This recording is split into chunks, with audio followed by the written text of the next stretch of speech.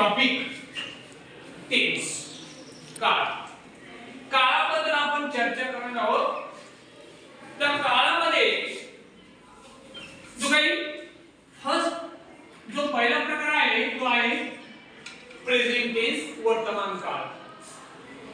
दुसरा म्हटलं तर पास्ट टेन्स भूतकाळ आणि तिसरा जो आहे फ्युचर टेन्स भविष्यकाळ. यामध्ये जो पहिला प्रकार आहे प्रेझेंट टेन्स वर्तमान काळ याचे चार उपप्रकार तुम्हाला सांगितले. ते चार उपप्रकार कोणते आहेत? तो पहिला आहे सिंपल प्रेझेंट टेन्स, दुसरा आहे कंटिन्यूअस प्रेझेंट टेन्स, तिसरा आहे परफेक्ट प्रेझेंट टेन्स आणि चौथा आहे परफेक्ट प्रेझेंट कंटिन्यूअस टेन्स. आणि चालू अपूर्ण वर्तमान काळ. याचप्रमाणे आपल्याला पास्ट टेन्सला जायचं आहे, त्याचप्रमाणे फ्युचर टेन्सला जायचं आहे. पण यामध्ये पहिला प्रकार आपल्याला आज बघायचा आहे प्रेझेंट टेन्स वर्तमान काळ. यामध्ये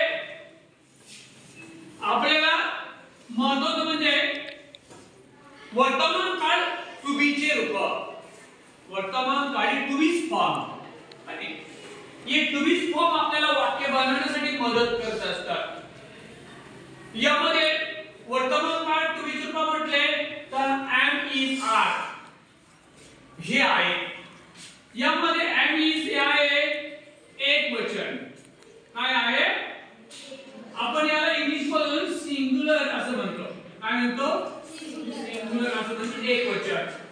आणि यामध्ये जो आर आहे हा आहे आपण प्लुरल असं म्हणतो, म्हणजे अनेक वचन. काय म्हणतो? अनेक वचन टू बी चे रूप. यामध्ये म्हणजे टू बी चे रूप am is are, am is एक वचन सिंग्युलर आणि आर आहे प्लुरल अनेक वचन.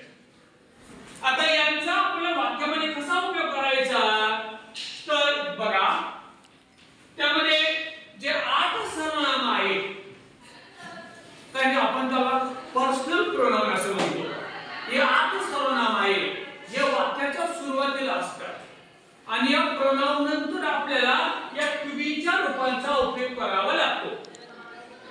विशेषतः हे जे 3 टू बी चे रूप आहे हे आपल्याला अपूर्ण वर्तमान काळात किंवा अपूर्ण भूतकाळात किंवा अपूर्ण भविष्य काळात यांच्यामध्येच यांचा उपयोग करावा लागतो.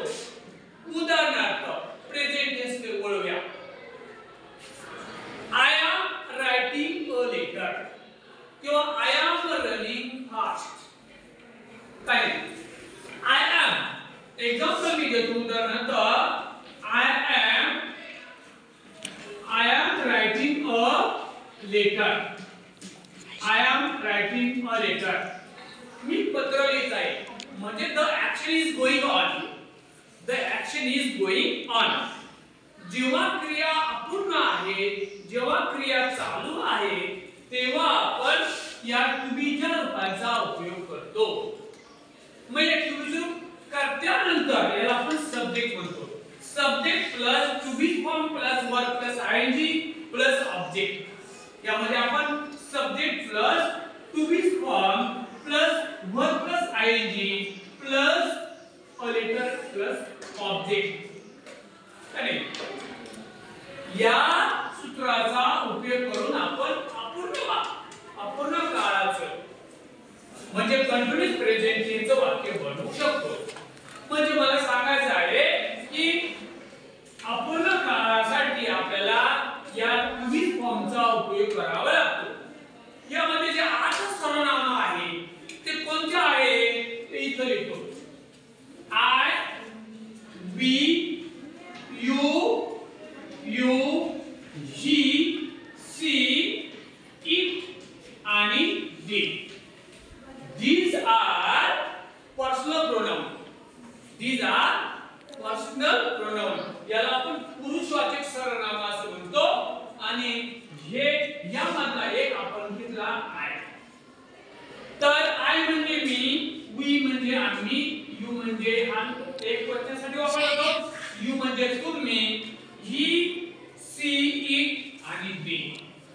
ही म्हणजे तो, सी म्हणजे ती आणि इट म्हणजे ते आणि दे म्हणजे अनेक वचन ते त्या.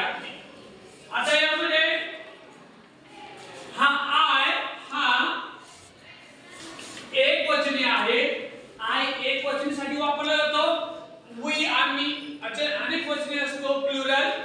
हा सिंगुलर हा प्लुरल, हा सिंगुलर हा प्लुरल. त्यानंतर हा ही सीट आहे, हा third personal singular. Third personal singular तृतीय पुरुषी एकवचनी. आणि हा आहे थर्ड पर्सनल प्लुरल तृतीय पुरुषी अनेकवचनी. मग आपल्याला काय करायचं आहे आता, हे अँड इज आर हे जे तीन दिलेले आहे, हे तीन आपल्याला यांच्या पुढे टाकायचे आहे. हे तीन आहे यांच्या पुढे टाकायचे आहे. मग हा अँड इज एक वचन आहे, आर अनेक वचन आहे. तर यांच्यामध्ये हा एक वचन, वी अनेक वचन, यू एक वचन, हा दुसरा अनेक वचन. मग ही सी तर हे आहे एक वचन आहे. सर्व काय आहे एक वचन आणि हा आहे अनेक वचन. बरोबर आहे. मग आपण कसं वाक्य बनवू शकतो यांच्या पुढे, आय, आयच्या पुढे आपल्याला कोणतं घ्यायचं आहे, एम. आयच्या पुढे एम येतो. इज ए नाईट म्हणून आय एम. वीच्या पुढे आपल्याला काय घ्यायचं आहे, अनेक वचन. वी अनेक वचन, याच्यातला आर अनेक वचन घ्यायचं म्हणून वी आर. त्यानंतर यू आर, ही सी च्या पुढे आपल्याला इज घ्यायचं आहे. He is, she is, it is. आपण म्हणतो का ही आर, म्हणतो का ही आर अ बॉय, नाही he is a boy. She is a girl, आपण म्हणतो का सी आर अ गर्ल, नाही शी इज अ गर्ल. बरोबर आहे. आणि it is a line. It हा प्राण्यां करता आणि वस्तू करता वापरतात. आणि हा दे आहे हा अनेक वचन आहे, थर्ड पर्सनल प्लुरल म्हणून दे काय होईल, दे आर. देच्या पुढे हा अनेक वचन आहे, आपण आर सुद्धा इथून घेतला. They are boys, they are boys, ते मुलं आहेत. अशा पद्धतीने आपल्याला अँड इज आर हे जे तीन जे चोवीस फॉर्म आहे हे आपल्याला यांच्या पुढे टाकायचे आहे. मग वाक्य कसं बनलं जाईल, I am a boy, I am a boy, I am a boy, we are girls आणि मुली आहेत. वी आर गर्ल्स अनेक वचन. You are a boy, you are boys, he is a boy, she is a girl, it is a boy आणि they R boys. मग यांच्या पुढे आपण वाक्य बनवू शकतो. and these are all sentences are continuous tense. अपूर्ण काळात हे वाक्य तयार होतात. मग आता एम हे जे एम इज आहे हे फक्त वर्तमान काळामध्ये आपल्याला बघता येईल. म्हणजे कंटिन्यूअस प्रेझेंट टेन्स चे हे क्युबिक रूप आहे. आता पुढला जो प्रकार आहे तो आपल्याला पास्ट टेन्स कळवायचा आहे. पास्ट टेन्स म्हणजे was where, हे पास्ट टेन्स चे क्युबिक रूप आहे. was where हे कोणते क्युबिक रूप आहे, पास्ट टेन्स was where. थोडक्यात सांगतो, was हा एक वचन आहे, सिंगुलर आहे आणि we हा अनेक वचन आहे, where.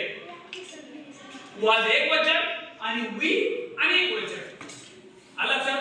was काय एक वचन सिंगुलर, हा plural.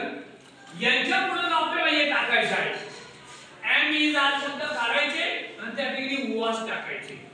I was, we were, you were, you were, he was, she was, it was, they were.